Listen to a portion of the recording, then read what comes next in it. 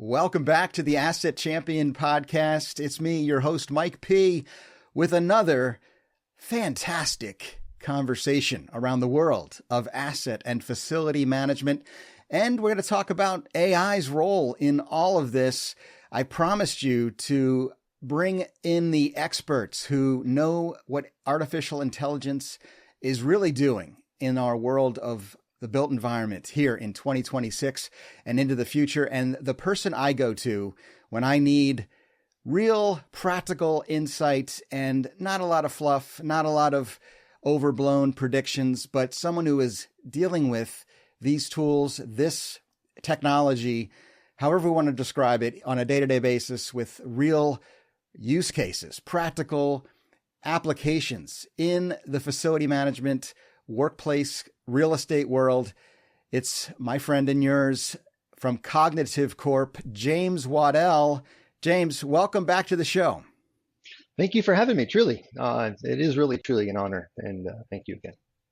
Well, you say that every time, James, but it's my honor to have you as a guest, as a resident expert. I know we could overly flatter each other all day, but we have done this several times before. And I'm so thankful to have someone like you on speed dial when I promise my audience, a new year, new me, new year, same me. But the new year and every year we look at, say, okay, what's going to happen with AI in the workplace, in facility management? And you at Cognitive Corp, although your title is always changing, James, I'm on your LinkedIn profile and I see your latest role. You call yourself your president, which of course is wonderful, but you're also Chief Research and Innovation Officer. I saw at one point you were Chief Relationship Officer. What do you do in a nutshell? So fundamentally, I do lead our research within our organization. And because I lead that research, I engage with a lot of our clients. So CRO is kind of a dual acronym, right? So I do lead our research and innovation, but I bring that to the clients and help our sales teams communicate what that research is in a very practical way. So Chief Relationship Officer, Chief Revenue Officer. We don't have salespeople. We have client architects. Ooh, so I like that. They architect the relationship. Matrix-esque. So, yes, the exactly. architect. The architects, yes. Maybe we could talk in a minute or two about the Matrix and all it predicted, and if you believe it is coming true, Neo. Red pill or blue pill. Yes, absolutely. Don't get me started. Don't get me started. We'll get into a lot of things, and I know my audience wants to know your perspective on the practical application of AI and AI agents and what that really means for our careers in the world of facility management. We hang out a lot at IFMA and other conferences, James, and you're speaking to this audience of mine, this community, which is, seeing a lot of change, but at the same time, we don't change overnight. I always use that quote that things change, slow, but over 10 years, you look back and all of a sudden you go, wow, it all is different. And I have lots of quotes to back that up, of course. But before we talk about it, I got to bring in the topic of music. Everyone knows DJ Mike P loves to build this show around the topic of music. And there are very few. In fact, there is no one like you, James, who has brought to the table actual music that I can play on a podcast and now on YouTube because, hey, we are video, full video, everybody. If you're not aware, go to our Aptura YouTube channel to be watching this conversation in its entirety. And you, once again, this is the second time you've done it for me, created an AI music theme song for our time together. What do you think? Let's do it. Let's play it. Here we go. Where's the play button? How come it's not letting me play? All right, here we go, everybody. James and Mike together again. Mike on coffee in a cracked old cup. James late, Mike saying you made that up. Inside jokes, only we remember. Hit record, turn chaos into clever. Chaos into clever. Same two mics, same tiny room, same friends. Every wild thought, every sideways rant. You hit play thinking there's no way Mike and James together again. You laugh so hard that you miss the end. Press rewind, let the Okay, who is this supposed to sound like? It's so familiar. Oh, I love this part. Just the bridge. Two brains sharing just one lighter? Or what does he say? All right, James, who is this supposed to sound like? Who is this supposed to sound like, James? It's not supposed to sound like anybody. It is an entirely new creation, wholly created and envisioned by an AI intelligence. So, oh my goodness. It is supposed to be a vibe. 1990s sitcom theme song. That's why it sounds familiar. Okay. Inspired by a 1990s sitcom TV show. You didn't feed it with like, give it a little country vibe, a little rock pop flair with a little country energy? Nope. I gave it some context. I said 90s sitcom. Okay. I have been on Mike's podcast before, so make it fun, and that's what. Yeah, go back, everybody. A couple of years. I should probably share it in the show notes or something. But back then, I was in the middle of all my On My Way to Work video series on YouTube, which is available here. Go look at another playlist, everybody, and watch me in the car with facility management and workplace leaders sharing stories and insights. And James created a theme song that was more 80s new wave, I think. It was more like On My Way to Work with Mike Petrusky. So anyway, love it. James, thank you for creating that for me. And I really appreciate it. And I'll ask you real quick, since we just talked about music, latest music for you on your playlist today. If I was open to your Spotify, 2026, what's James Waddell listening to? I listen to a lot of classical spa music, meaning it's classical relaxation music with some nature soundscapes in the background, and a lot of Billie Eilish. I've been hanging on Billie Eilish lately, mostly because of the theme song from No Time to Die, James Bond. That's kind of how I got to know Billie Eilish. Cool. Well, good vibes from James. And I love the Enya spa, type of music as well. It helps me clear my mind. Add to this to your list. I've shared it on other podcasts, but synth wave or retro wave. It's kind of like the theme song to Stranger Things, or some of the moody type 80s vibe keyboards and electronic drums. Puts you right in that relaxed mood and takes me back to my childhood. So awesome. Tip of the day from DJ Mike P. Simple. All right. So James, where do we stand today? I think that I want to get right into this topic of AI in the FM world, in the built environment. You are dealing with clients, you're in this full time, and I think there are many things happening that are exciting, but is it happening at the pace you expected when we talked years ago? How long have you been doing this? Since 2018. With large language models, 2019, 2018, 2019. They were released, I think, in 2022 for general, or 2025, not very long, 2 or 3 years. Large language models have been available for the world to use. So we had some earlier developer access from a research and development perspective, been poking around in there for a while. Let's talk about where we started and where the world is, and then maybe where we are as an industry. When we started, and I alluded to just a second ago, OpenAI launching Chat GPT for sort of the first entry into, hey, let's let the world talk to large language models. That was good, and everyone had an opportunity to experience it. But if we're honest, there was no manual about what this thing is or how to use it. You opened it up, there was a blank flashy screen, and you could type some stuff into it and get some stuff back. And a lot of people even today think, large language models, reasoning engines, these things just answer questions. You ask a question, you get an answer. And it's a fancy Google on search. Steroids. Yeah, exactly. It's Google on steroids. And it can be that. The way that the world launched or became familiar with large language models is as a question and answer engine, as a personal assistant, if you will. Personal assistant, coworker. These are all words that maybe carry too much context with them. But basically, if you had something that needed done in the moment, you can go over to large language model and say, research this or do this or transform that or analyze this spreadsheet and give me this answer. And then you'd go on about your business. You'd do your thing. You would complete your work result. So these are little cues that you would use large language models for. That we are definitely not there anymore in 2026. That's how we started. Where we are now, there's something called agentic process, and an agent that, if it's following an agentic process, can follow a multi-step job process role to generate a work result that's really high quality. Where we get confused as an industry is someone says, I can deploy AI that does this really high quality work result. And the person hearing it is a person who's used to using Chat GPT, and they go, no, you can't. Because I can't, you can't. So that seems like maybe you're not being wholly honest. So there's a difference, right? And as an example, if you're a Google user, you use Google Chrome.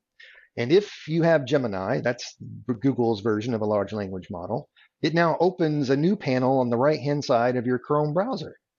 And as an entry point, if you're used to using Gemini, question answers, this is just a little tiny entry point. You can still do questions and answers, but now in that side panel, you can say, do things for me, right? You can say, book a meeting with Mike, or find me the best prices for the movie theater and go ahead and buy those tickets.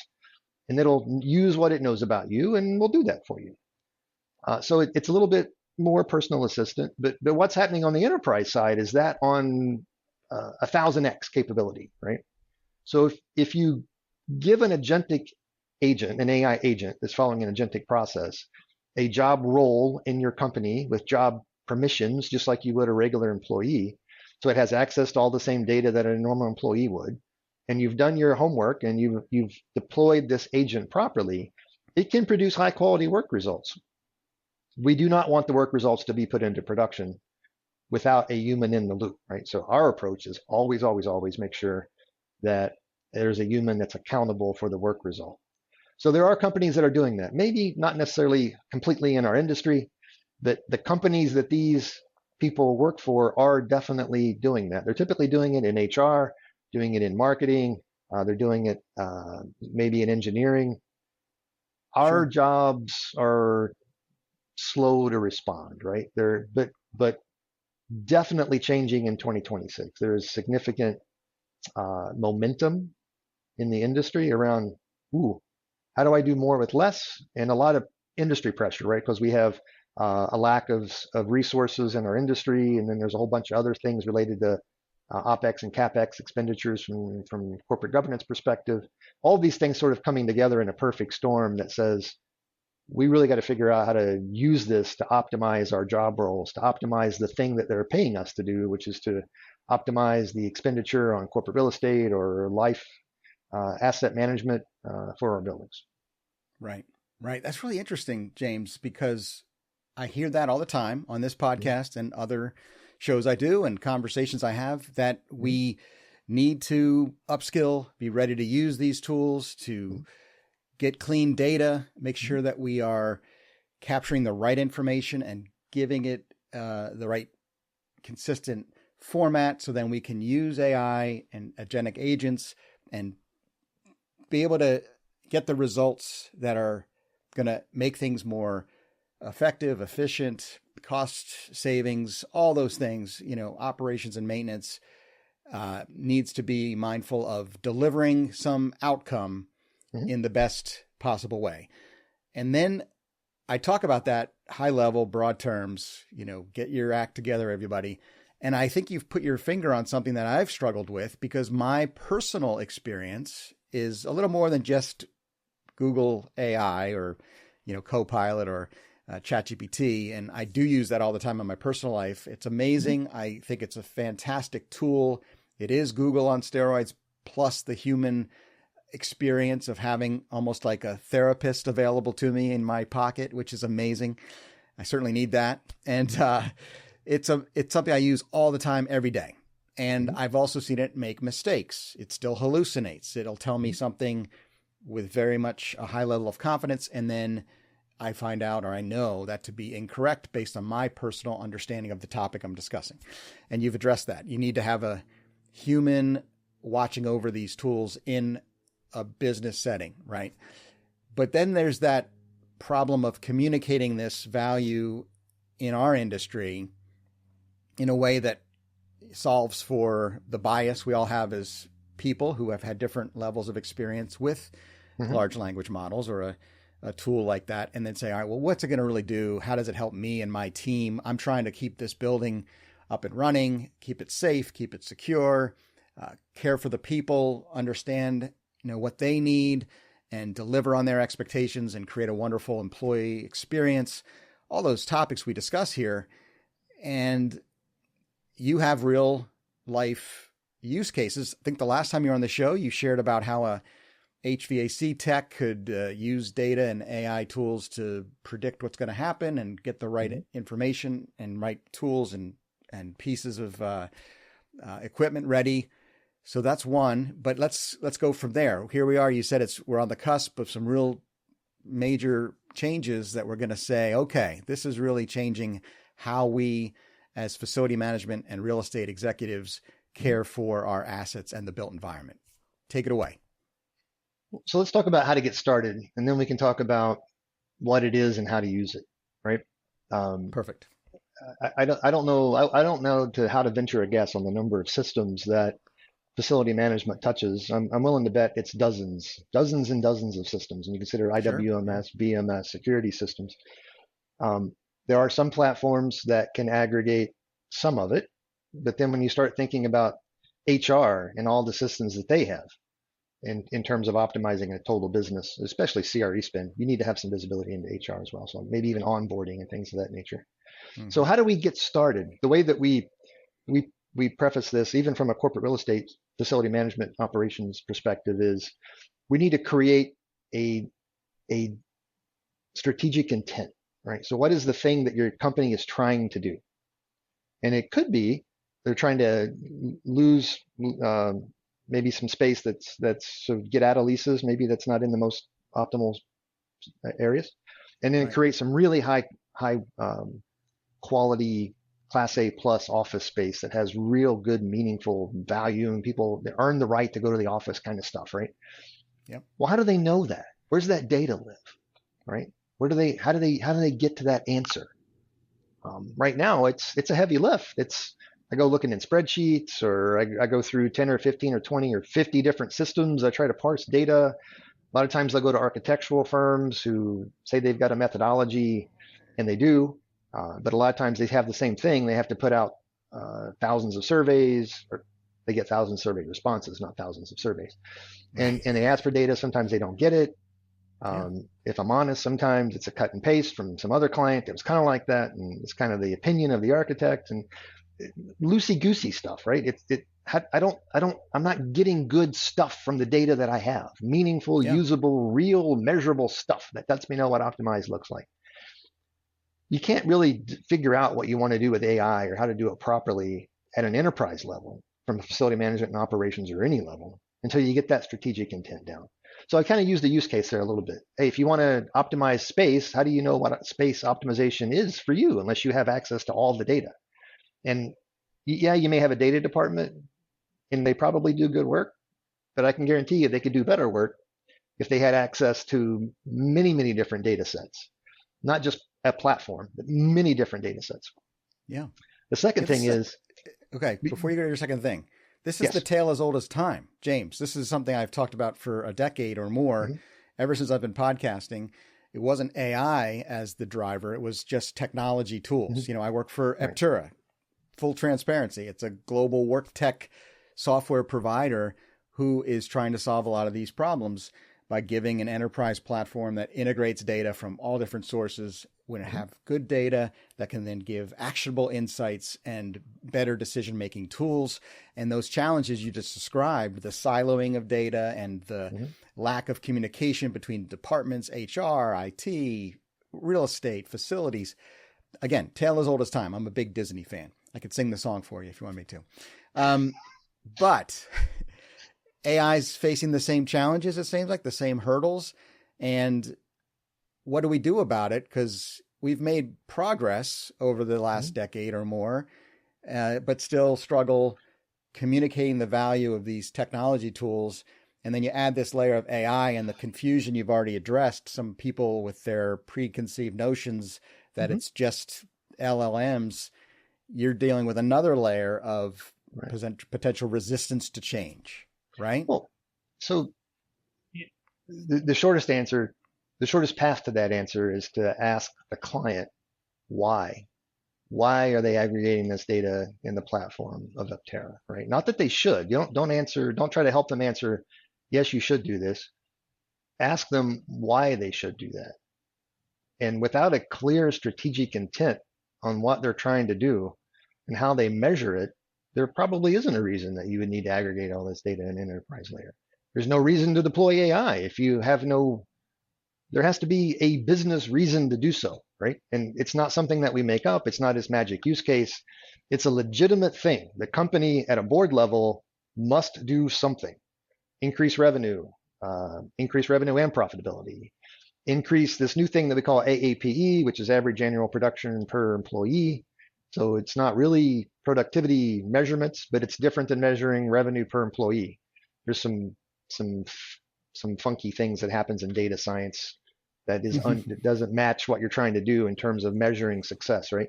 But if you can show that you're increasing revenue and increasing human productivity, then you're moving in the right direction in the world now, right? Not just increasing revenue.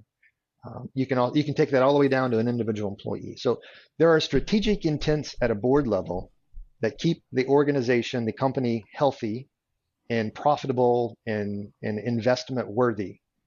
And those change over time. So every year there's new strategic intents. If you can't align what you're trying to do with those strategic intents, you're in trouble. So number one, like speaking of Aptera, we have a wonderful platform, and you do, that can aggregate data. You can. Why? Right? And if you're not doing it, then how are you doing it? How are you meeting those strategic intents? And what are the risks in doing that without having an integrated layer of data? And they go, oh, I hadn't really thought about that. And there is risks. Now, I'm not, this isn't a sales message. This is legitimate. This is the reason why conversation, right? Sure. Now that we've gotten this far and they now are able to articulate, okay, I get it. This is what we're trying to achieve. This is what we're measuring. And this is the data that I need. I totally get all that. Great. Now what? Now we got to get the people aligned to that. The people have to do things differently in order to achieve the strategic intent that you're trying to achieve. Do they know what they need to do differently? Well, no. Well, then how are you going to be successful? How in God's name are you going to achieve the strategic intent if the people are just doing what they've always done? So we have to articulate that. So how do we articulate that? Now there are dozens of use cases for AI, or the data insights that are locked away in this aggregated data layer. Now, what are those things? They're going to be totally different by business unit. It's going to be different by individual. One of the really cool things that we did earlier this year, we have an agent that creates software. We used to say we don't create software. It's difficult. But we have an agent now that creates software, very lightweight software. So for a client, we created a software, very lightweight software that is contextual, has contextual knowledge of what their strategic intent is. It has contextual knowledge of the data types and the systems it draws data from. And all you have to do is say, hey, I work in XYZ role. If I could do this thing, it would save me X hours a week. And it will generate a use case card. So that use case card has all the information related to what you're attempting to achieve, the job processes that are involved, the changes in the job processes, the OKRs, the KPIs, the ROI, potential ROI, and what's called a pressure test, right? So the pressure test would go deep into, here's the risks. If you were to deploy this, here's the risk of why it wouldn't necessarily be successful. And a lot of it's change management and things. Now you said ChatGPT and chat agents do hallucinate a lot, and they absolutely do. So now we have to be super clear on the difference between chat and agents. Chat has what's called a meta prompt. It's right in front, and that's how it was designed. It's an interface to allow you to chat with a large language model, but it's chat. The whole meta prompt is to help keep you engaged in a chat conversation with the large language model. So there's all kinds of instructions on the front end that try to understand what you're asking and to keep you engaged. And sometimes it'll keep asking questions after, like, hey, you want to keep talking about this or that? Or what if we did this? Right. That's all in that meta prompt, right? That's all there. And the whole thing is, it's to learn what you're saying and to keep the conversation going. So if it misses the context of the conversation, like if I say orange and it goes, oh, that's the color orange. But you meant orange, the fruit or whatever, vegetable, whatever an orange is, right? Then it starts hallucinating because there's no reason for it to fact check. It's just having a casual conversation over beers with the guy. An agent, way different. An agentic process doesn't have any of the meta prompts in front. It's just ready to do some stuff. And you give it all the meta prompts. You give it a job role. You tell it what it wants to do. But more importantly, there's a thing called an orchestrator. And that's the thing that you're talking to. So the agent is an orchestrator. The orchestrator has a job role. Like it may be, the job assistant for the facility manager. I'm going to wrap this up real fast. Don't worry. Right. So the orchestrator has the ability to create subject matter experts on its own, other agents. So if you ask it something, it goes, okay, I need a report writer, a researcher. I need someone that understands smart buildings and BMS and whatever that technology is. It creates it on the spot. It gives it the skill sets that it needs, which is historically good skill sets. And then it allows all these different agents access to the data that they need at that time to do their job role to meet your needs, right? So it could be 10 or 15 different subject matter experts that are all working together to create this thing. The orchestrator then has a peer review process that goes, okay, I want this to be academically rigorous and go through peer review before I get a chance to see it. So it does that, validates it, puts all the stuff in there, and then you get a chance to see whatever that work result is, right? Now it's gone through this mega layer of things. And yeah, it might take 5 or 10 minutes instead of 5 or 10 seconds. But now you've got something that is usable in your world. And there's a huge disconnect in many players in the world out there where they have a software package and then they have an AI chatbot. And an AI chatbot don't cut it. AI chatbot 10 years ago, right? Consider it 10 years ago, right? Just doesn't work. Where the world is now is agentic process, high quality work results. It is a heavy lift, potentially, from an enterprise layer perspective, because usually this is done on the enterprise side with access to data, say, from Aptera. But that's the difference, right? And we're just waking up in our world, in facility management and asset management world, to go, I didn't know that could be done. Let's talk about that.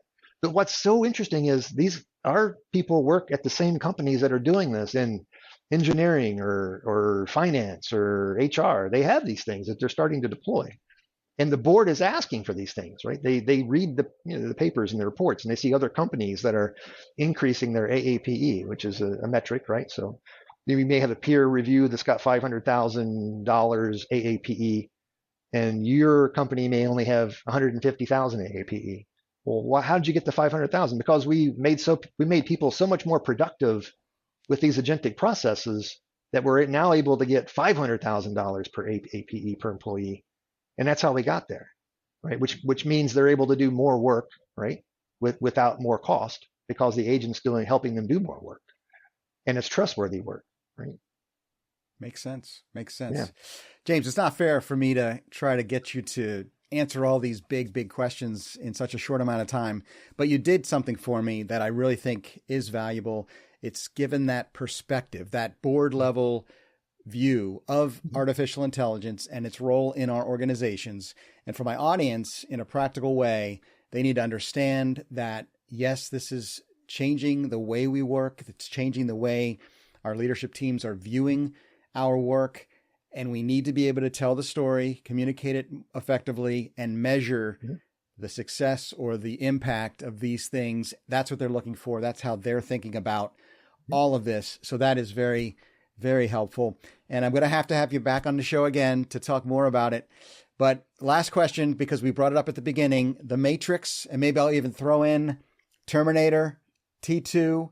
I saw a meme the other day. Here it is, 2026. We are 3 years away from the war with the machines, according to Terminator 2, which was 2029. If you go back and watch that movie, everybody.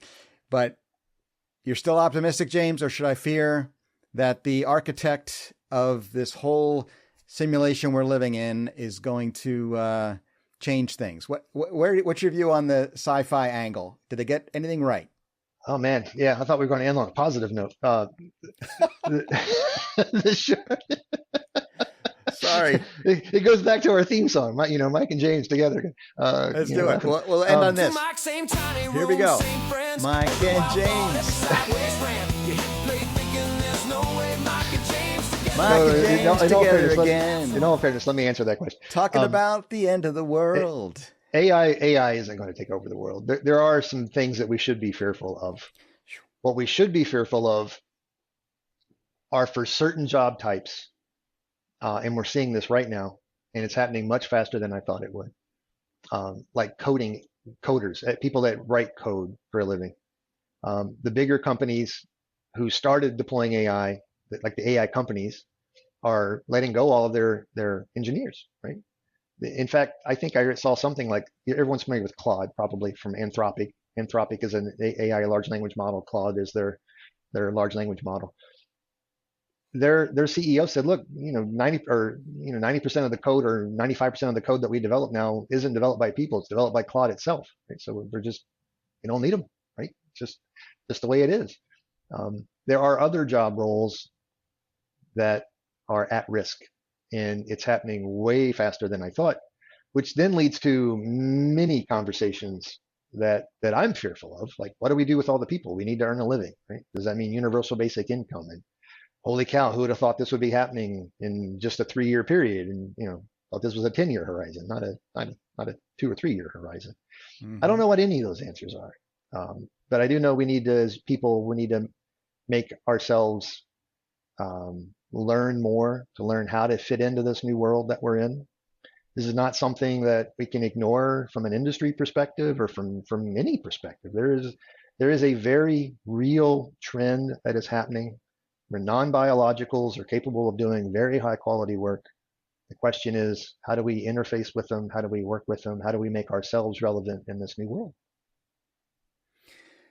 And on that note, James Waddell, that is the inspirational message. I got to keep it positive. That's what I do here. Got it. And the message is, folks, learn, dive in, talk to James, talk to people who know what's going on, and be curious. Ask the question. Don't be afraid. We have to face it one way or the other by burying our heads in the sand and saying, oh, it's not going to impact me or my role. It's not the way to approach it. It's not the healthy way to engage in the evolution of our work, our careers, and this world.